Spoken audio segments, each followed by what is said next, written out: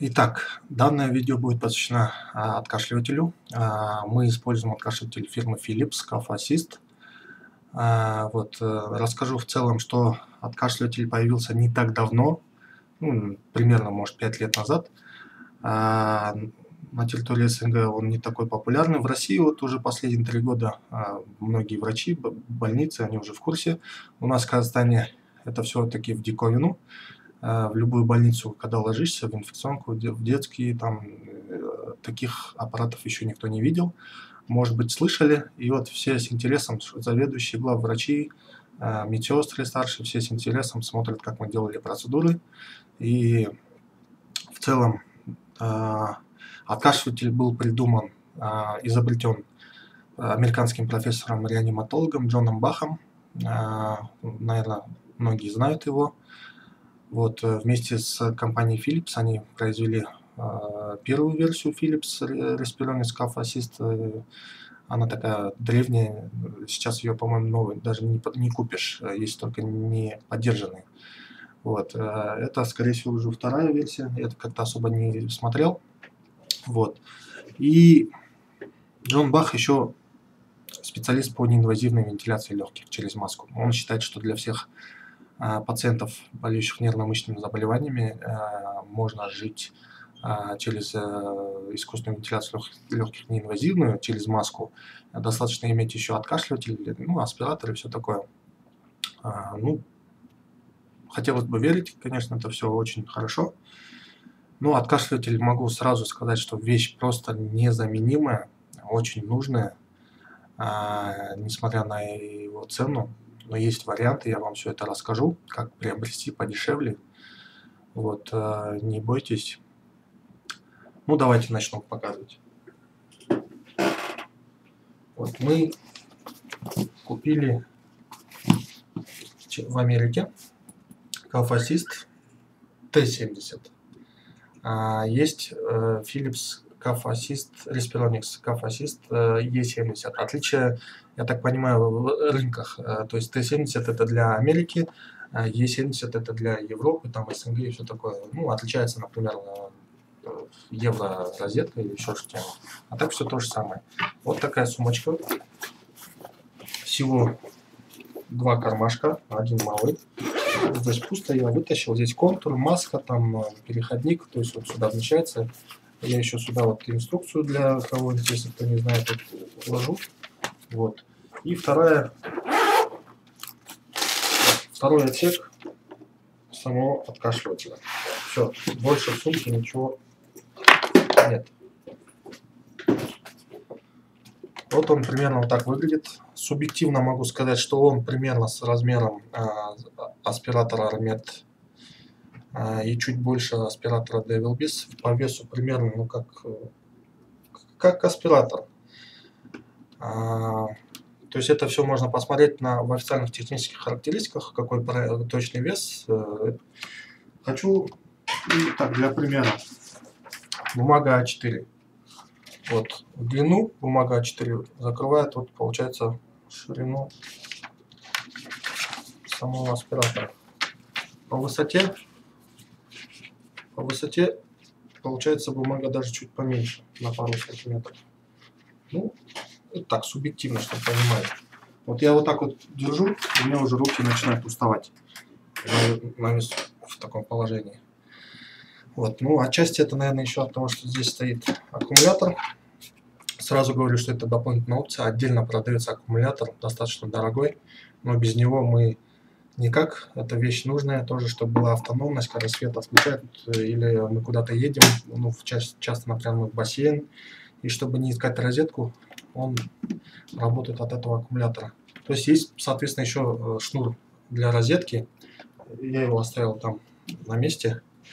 Сзади еще вот фильтр грубой очистки, который советуют менять там раз в полгода, раз в год, что ли. Мы еще не меняли.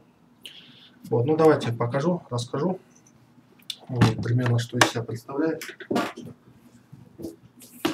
Вот контур. Чаще всего в комплекте может идти контур не такой длинный, где-то может 50-70 сантиметров. Этот, по-моему, 1,5-метровый. Что очень удобно в любом положении, на любом, таком достаточном расстоянии проводить процедуры.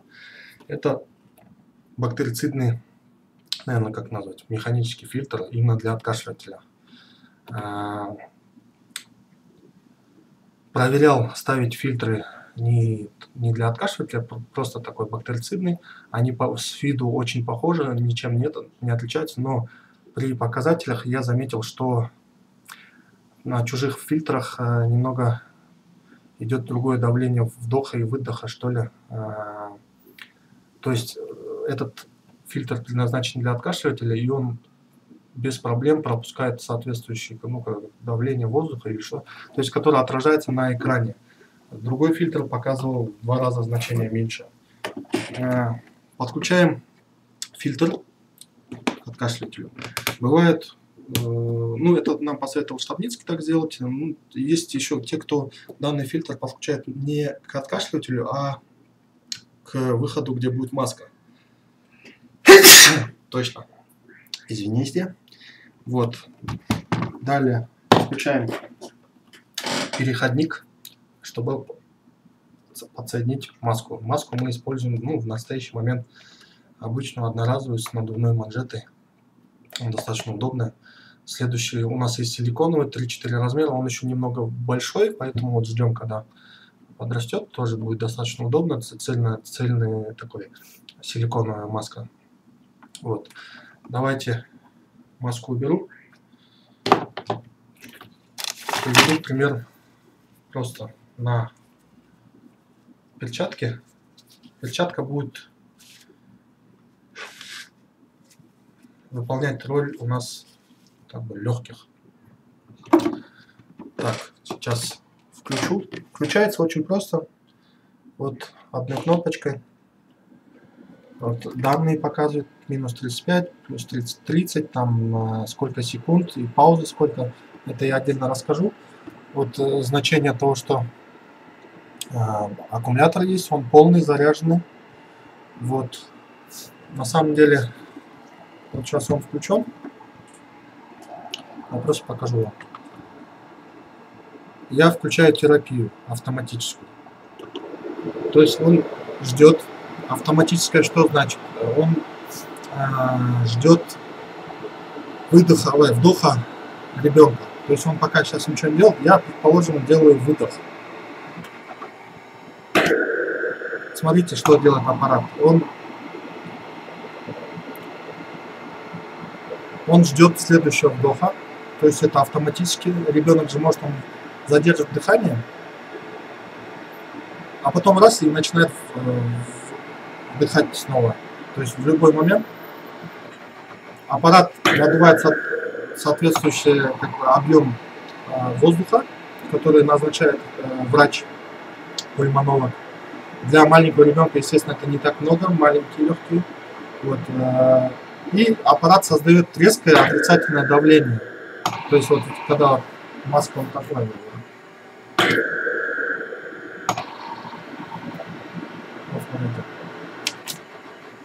Резко надувает и резко создает отрицательное давление, и после вот этого,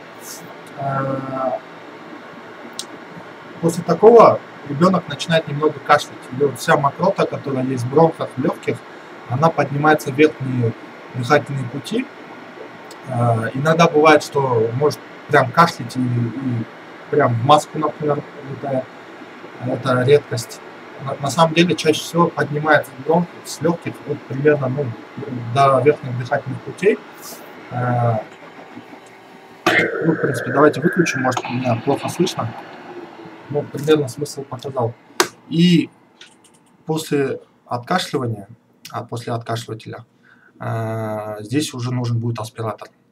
То есть до верхних дыхательных путей поднимает мокроту, слизь откашливатель.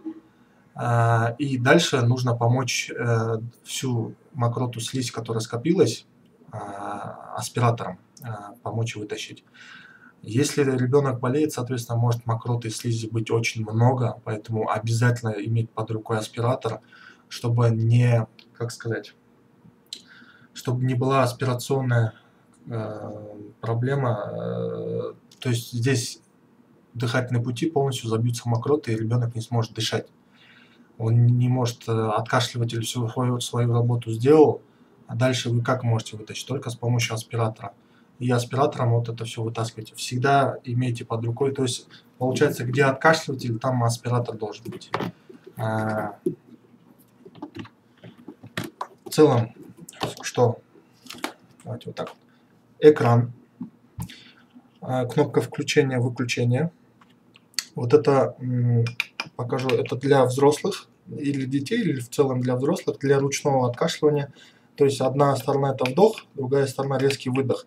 То есть сами можете сидеть, взрослый, маску держать одной рукой, другой рукой уже регулировать. Вот держите, воздух набирается, и в какой момент вы хотите, чтобы кашлять, вот обратный, да? То есть мы это не используем, естественно, это для маленьких детей, для взрослых и для таких детей, которые это все понимают. Для маленьких детей это не подходит, только автоматически. И здесь вот получается 4 кнопки. Давайте включу примерно. Вот. Посередине это кнопка меню, и вот вверх-вниз по нему лазить. Я не буду в меню заходить. Здесь вот кнопки настройки. А это тоже важная кнопка, именно переход с режима ожидания на режим терапии, например. После включения, то есть он у нас настроен Стабницким.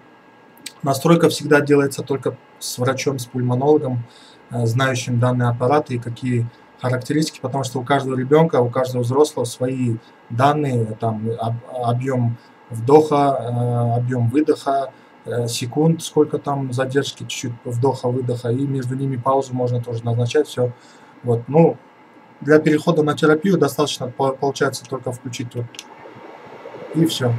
После того, как процедуру сделали, нажимаем эту кнопку, он опять переходит в режим ожидания. Если процедура закончена, соответственно, можем уже выключать. Вот, давайте уже расскажу.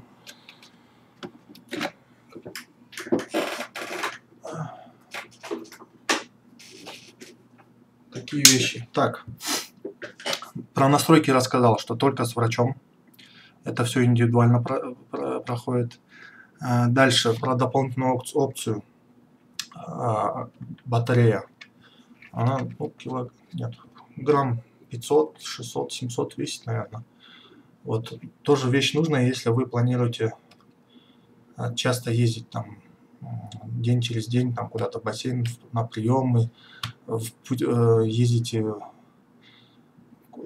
между городами как-то там, не знаю, ну, чтобы не рисковать, всегда нужно иметь какую-то автономность. Данная батарея, говорят, что дает там, не знаю, до 4, до 5 процедур подряд спокойно выдержать. Мы вроде делали, пока еще не поймем насчет. Не снижали так сильно батарею.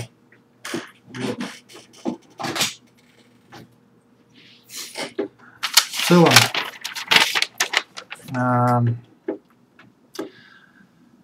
как работать с откашливателем? В принципе, видео тоже есть, инструкции есть, я все скину, про инструкции по пользованию тоже есть на русском, тоже скину.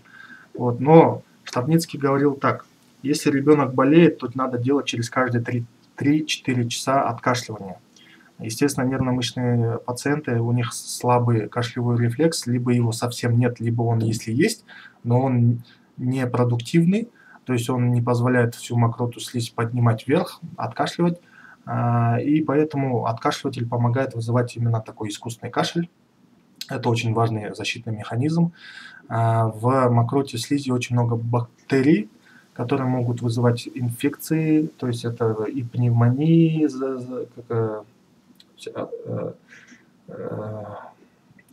инфекционные всякие заболевания, пневмония.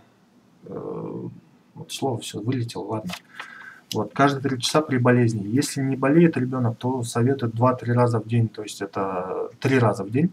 Утром, днем, вечером откашливать. Соответственно, когда откашливать, это санировать желательно слизь. Если видите, что совсем ничего нет, мокроты, слизи, даже слюны нет, то можете откашливать, например, 1 раз или 2 раза в день. Этого достаточно, если, то есть без фанатизма, смотреть просто по ситуации. Если ничего нет, то достаточно 1-2 раза в день. Если что-то появляется, уже начинайте подключать 3-й раз в день. делать. Вот, потому что лишний раз лезть после откашливателя, например, с аспиратором санировать горло, дыхательные пути тоже лишний раз не хочется, все травмировать, там, не знаю, это все лишние движения. Вот. Самое главное, откашливание процедуру надо делать до питания, либо если после питания через 40 там, минут, через час спокойно делать откашливание. Вот. Про разные виды откашливателей. Всего их 3-4 известных. Есть еще фирмы, которые совсем неизвестны, итальянские, там, например, особо никто не встречает. Я буду рассказывать про два самых главных сейчас на рынке. Вот по российскому еще рынку, если брать. Самый популярный Cough Assist Philips Respironics E70, ну или в Америке T70 называется. И есть корейский откашливатель, он немного дешевле. Корейский откашливатель второй версии, Comfort Cough, сейчас скажу. Comfort Cough 2 Seoul Pacific.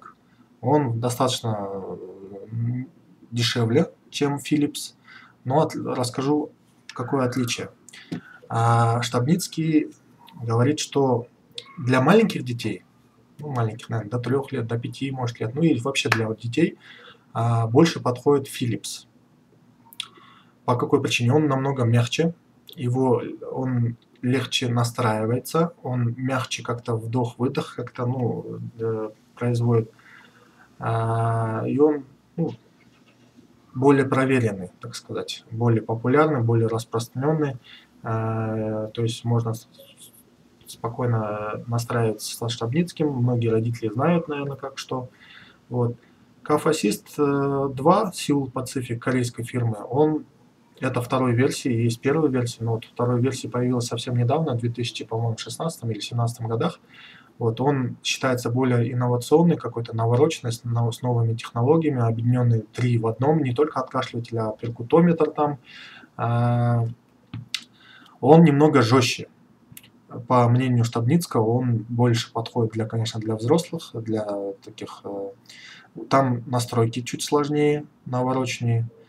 Ну и жестче, то есть это для более взрослых детей или просто взрослых, вот он больше подходит, но он дешевле. Сейчас даже скажу, чем он отличается. То есть откашливатель от Philips, он только откашливает, а откашливатель второй версии корейского производителя, это первый это автоматический откашливатель, второй это прибор для интрапульмональной перкуссии через маску, и аппарат для экстрапульмональной перкуссии осуществляем с помощью виброжилета. Ну, рассказывать тоже не буду, в интернете информация есть, что это за перкуссии. Тоже вещь, в принципе, полезная. Можете рассмотреть этот вариант. Давайте по цене. Сначала расскажу, какие цены в Казахстане, в России, в Америке на новые. Начнем с того, что в Казахстане у нас аппараты откашливатели ни корейские, ни Philips не зарегистрированы, не имеют сертификат или лицензию. Следовательно, если наши местные какие-то компании берут заказ, они напрямую сами не привозят, они через российских компаний, ну, естественно, сертификат, может, таможенного союза помогает или что, ну, то есть заказывают с России. То есть я не советую покупать через наши местные компании, потому что они имеют свой интерес. Можно напрямую с россиянами просто переговорить и скидки у них просить и все такое. В России Philips стоит, ну, несколько популярных сайтов открыл, примерно цена одинаковая, почему-то 610 тысяч рублей, ну, в районе 600 тысяч рублей. Сейчас, кстати, курс доллара, курс рубля у нас растут, тенге ослабевает. Если доллар растет, цена, соответственно, для нас он становится намного дороже. Получается 600 тысяч рублей. Я встречал одну компанию, которая дает ее где-то в районе 550-530 тысяч рублей. Это в настоящий момент. Я не могу сказать, что будет в будущем, какие скидки, это надо отдельно разговаривать. Но получается, если в тенге переводить по курсу 5,5, ну, не меньше 3 миллионов тенге с учетом доставки. Представляете, 3 миллиона тенге за новый Philips из России. Дальше Philips, ой, не Philips, Comfort CAF 2 Seal Pacific корейской фирмы. Он стоит примерно 467, 470, 450 тысяч рублей. Уже дешевле, но это без скидки. Если поискать, то со скидкой могут дать 420-430 тысяч рублей. Это у нас получается так, 430 тысяч рублей умножить на 3,5. Ой, как я посчитал-то.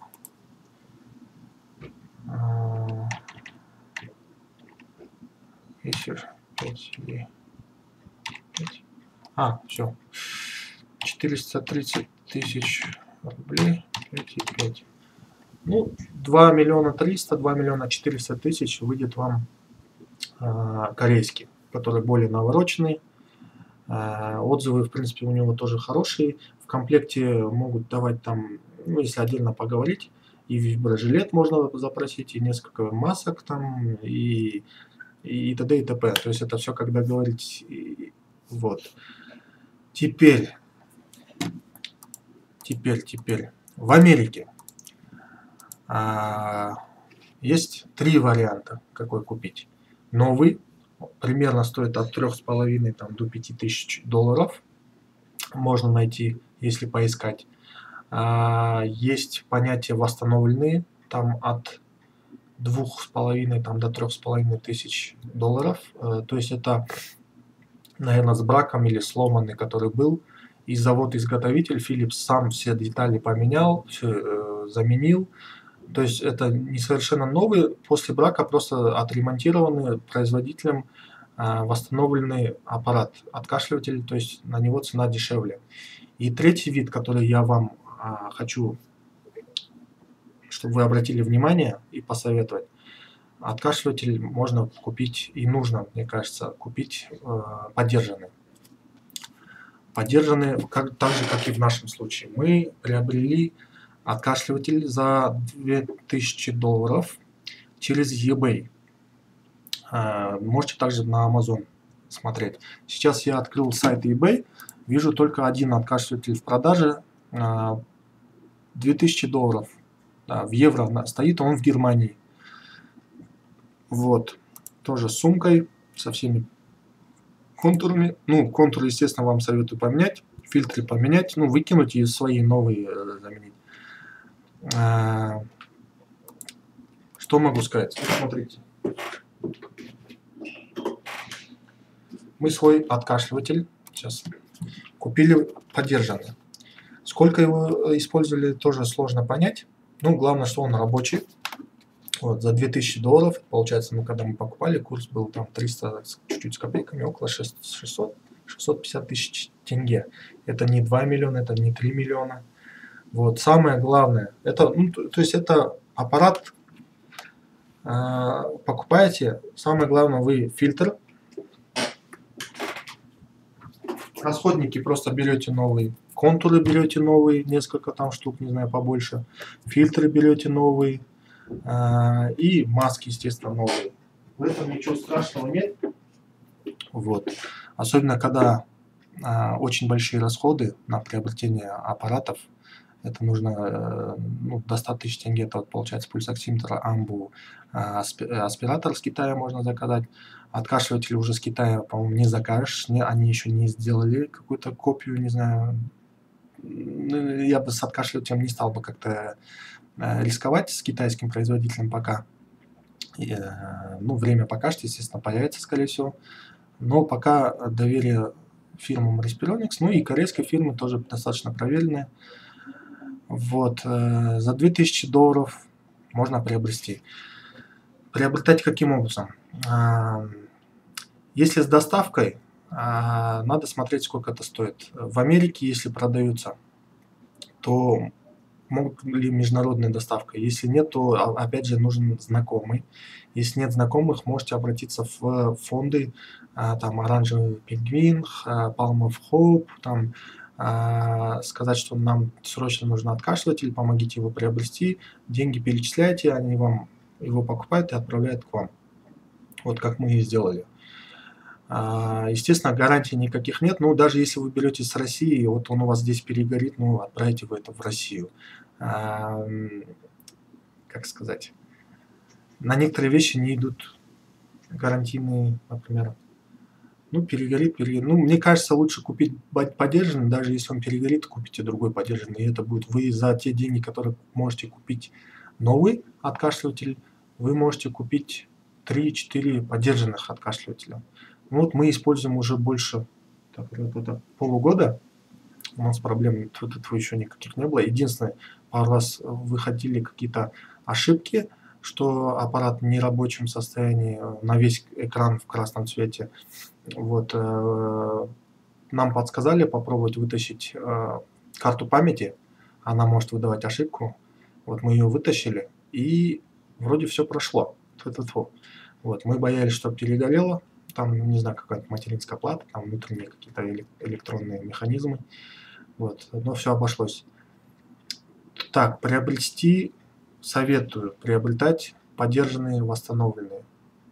Здесь ничего страшного нет, потому что новые стоят совершенно вообще очень дорого. Я не знаю, сколько времени пройдет, может какие-то появятся конкуренты, или со временем, естественно, все препараты, приспособления, аппараты начинают дешеветь. Когда появляется конкуренция, когда появляется как-то они все уменьшаются. Сначала самые первые появляются какие-то большие, потом поменьше, потом еще меньше, более компактнее, там какие-то, то есть, что объяснять. Так, что-то я ушел совсем далеко. Про корейский рассказал, про eBay рассказал, про фонды рассказал. Ну, не стесняйтесь, не парьтесь. Самое главное, чтобы там в Америке, если знакомый будет приобретать, сразу на месте проверили работоспособность, да. Вот, по-моему, там еще есть внутри в меню, сколько работает данный откашливатель, там в часах, в минутах, все такое. Но есть также в меню функция сброса этих цифр.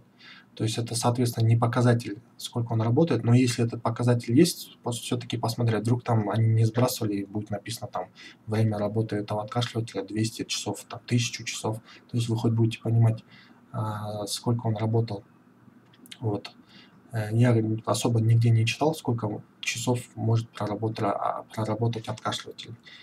Вот, поэтому здесь дело такое рискованное, но мне кажется, намного дешевле купить. После откашливателя, естественно, всегда санацию надо делать.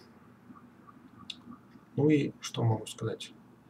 Удачных покупок, чтобы ничего не ломалось. Ну и, соответственно, желательно, чтобы это не нужно было.